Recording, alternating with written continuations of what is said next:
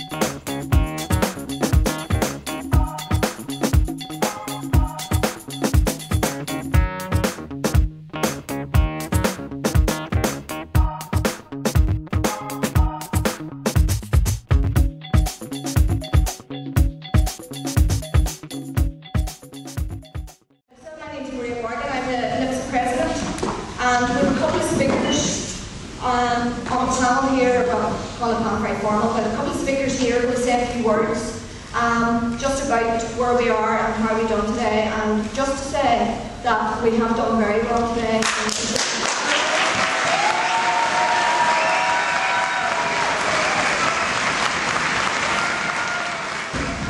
Today, across Northern Ireland, tens of thousands of public sector workers walked out of their office, took to the streets against the attacks of a Lib Dem Tory government against public sector.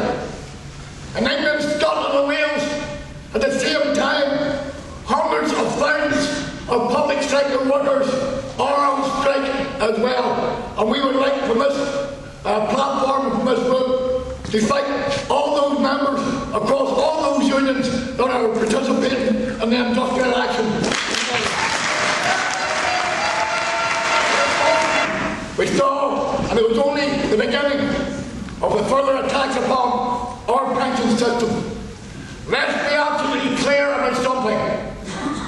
The deductions from your pay, the increases which you will be paying over the next year, 2 years, 3 years, and in effect every month for the rest of your life has nothing to do with anything about your pension.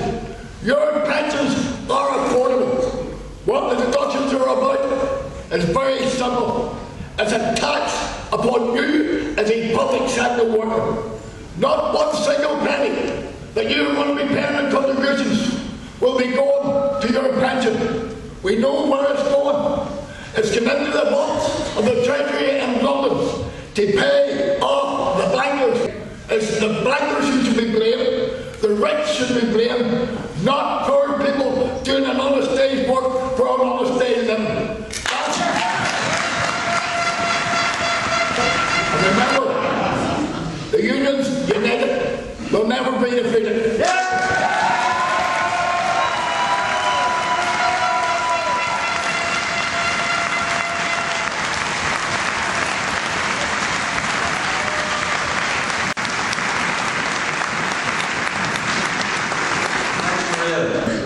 We know why we're here, so we do. We know why we're on strike today with our colleagues in UCU and PCS and Unite, so we do.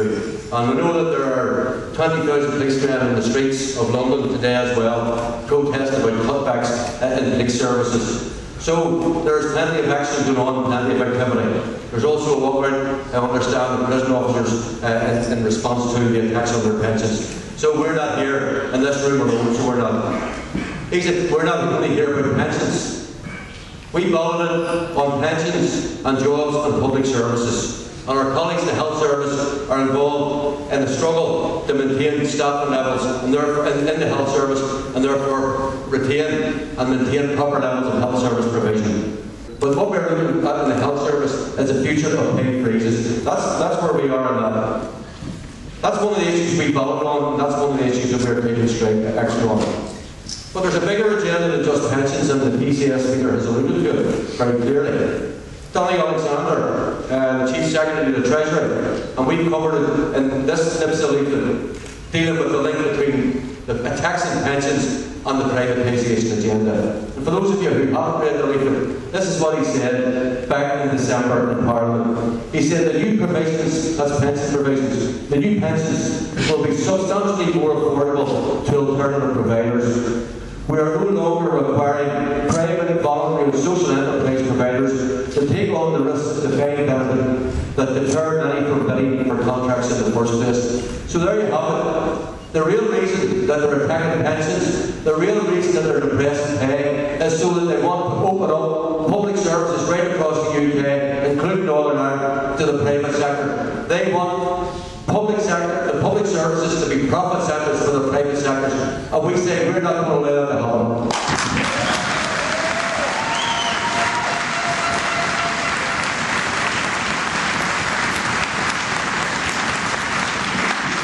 And bear in mind, another element of this is austerity agenda. This is the attack on social security provision, the so-called welfare reform agenda. And what that includes is attack not just on people who are unemployed, people who are struggling to find work when there's no jobs out there, but also an attack on working families. Our own members will have been badly affected by the changes to working families tax credit, in addition to the pay freezes, and in addition to the additional pension contributions. So there's a lot of people out there, both at work and out of work, people who are unable to work, who have been attacked by this government as well. And I think we need to send a message of solidarity to those people as well.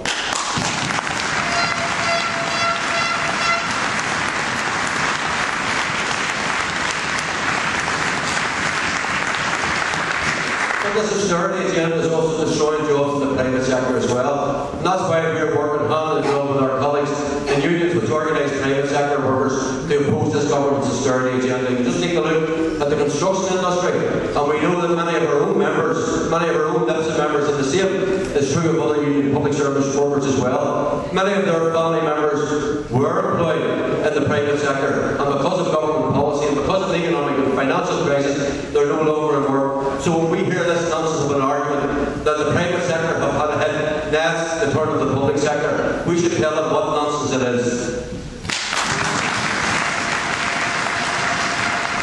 From a union point of view, we need to ensure this campaign goes forward.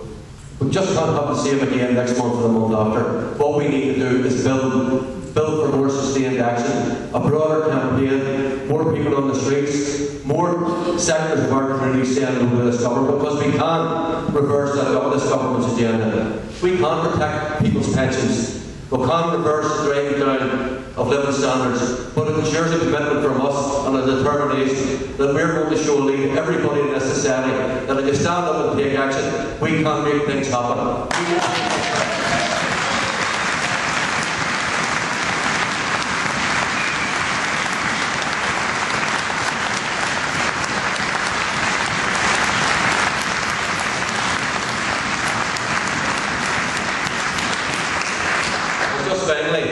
Brothers and sisters, comrades, I think you can all be proud of yourselves.